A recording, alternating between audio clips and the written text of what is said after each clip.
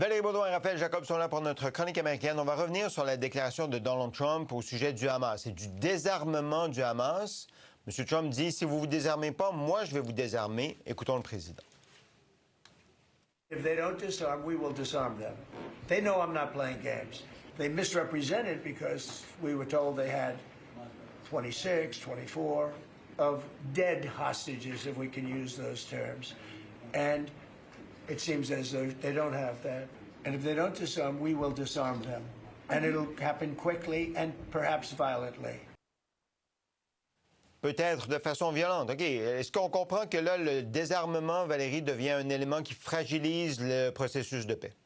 Oui, bien, le processus de paix qui était déjà, je vais dire, fragile, hein, on le sait, parce que c'est une paix qu'on souhaite durable, mais avec tellement d'éléments, on veut s'assurer du côté d'Israël qu'on respecte aussi, bien sûr, le cessez-le-feu. Et du côté du Hamas, c'est bien cette question des otages, des dépouilles des otages qu'on veut redonner à Israël. Bon, on dit ne pas les trouver. Alors, on dit aussi que, finalement, bien, le Hamas joue un peu, pas avec les mots, mais trouve des excuses, ne se désarme pas et qu'il avait eu cet engagement de le faire selon Donald Trump. Et là, la grande question, c'est oui, leur dire de se désarmer, mais quand on lui a posé la question, vous leur donnez combien de temps? C'est quoi la fenêtre de temps pour le désarmement? Est-ce que c'est maintenant?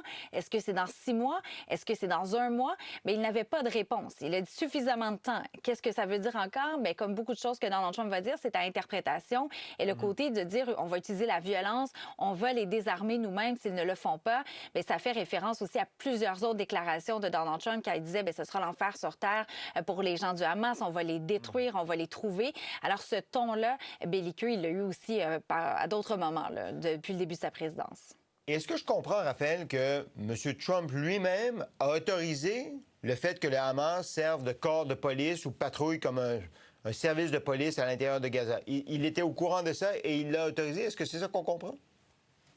C'est ce que bien les gens interprètent. Personnellement, je ne suis pas dans le secret des dieux par rapport à ça. Je ne sais pas ce qui est vrai, ce qui est faux. Je peux simplement vous dire que vous n'êtes pas le seul, loin de là, qui a entendu ça. Une fois que ça s'est dit, pour ce qui est de la déclaration dont on vient d'entendre un extrait, quand Donald Trump dit « Le Hamas sait que je plaisante pas, que je bluffe pas », c'est tout sauf ça. On sait très bien, à moins d'avoir une vision complètement déformée de la réalité, qu'il bluffe presque assurément. Parce que désarmer le Hamas, ça fait 2 ans que les forces israéliennes, à coups de bombardement, d'incursions, d'invasions et de combats, tentent de le faire sans succès. L'idée selon laquelle les soldats américains vont commencer à le faire et le faire de façon à la fois fructueuse et rapide, comme le président le suggère, relève carrément de l'absurdité. D'un point de vue de politique interne, ce qui était vrai, rappelez-vous, par rapport aux frappes américaines en Iran il y a 4 mois, s'applique autant, sinon plus, ici. C'est-à-dire que le risque pour Donald Trump, c'est de fracturer sa propre coalition électorale à la maison.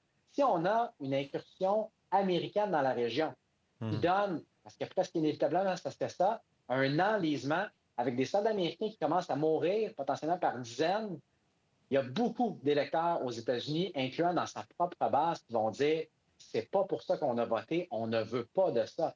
Donc, ça ressemble précisément à ce qu'il dit que ce n'est pas, c'est-à-dire du bluff présent.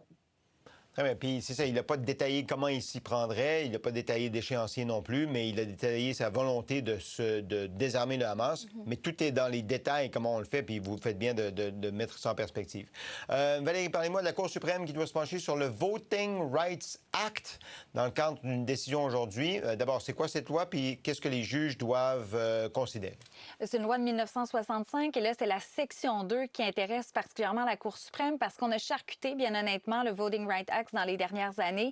C'était dans la foulée du mouvement des droits civiques pour s'assurer justement qu'il y ait un droit de vote et qu'il soit équitable pour la population, entre autres afro-américaine, qu'il n'y ait pas de restrictions dans l'accès au vote, qu'il n'y ait pas justement le fameux gerrymandering. On s'en est parlé à plusieurs reprises. Le découpage électoral. Partisan, ultra-partisan, où on peut avoir des formes complètement absurdes pour isoler, exemple, des minorités et favoriser dans certains autres districts une population blanche qui voterait, par exemple, républicaine plutôt que démocrate. Et c'est un peu le cas qui nous intéresse aujourd'hui parce qu'il y a 2 ans, on s'est prononcé en faveur de cette section 2, donc en disant que oui, il fallait faire attention au redécoupage pour s'assurer de respecter justement ces minorités. Alors, c'était une décision qui était en faveur, du Voting Rights Act. Et là, 2 ans plus tard, dans un autre cas, cette fois-ci en Louisiane, où là, on dit c'est une minorité qui se décrit comme non afro-américaine, pas une minorité, mais un groupe, qui dit, nous, on est lésés parce qu'on a redécoupé notre carte électorale après des décisions des tribunaux. Puis là, on est trop favorable aux Afro-Américains, donc on devrait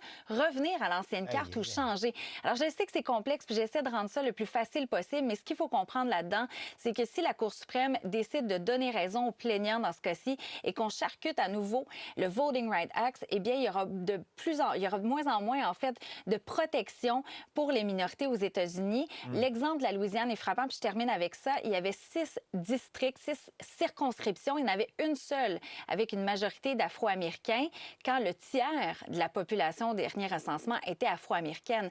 Et si on réussit à charcuter cette section-là, on a des évaluations, il pourrait y avoir 19 sièges de moins pour les démocrates, rien de moins aux prochaines élections.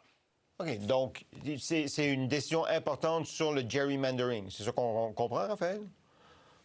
C'est surtout sur la représentation raciale. C'est sur l'obligation pour certains États américains d'avoir un certain nombre de circonscriptions qui sont représentées, et là, je simplifie très grossièrement à mon tour, qui sont représentés par des candidates issus de minorités ethniques. Concrètement, c'est ce que ça donne. Donc, il faudra voir. Il faudra voir aussi l'impact au niveau du calendrier.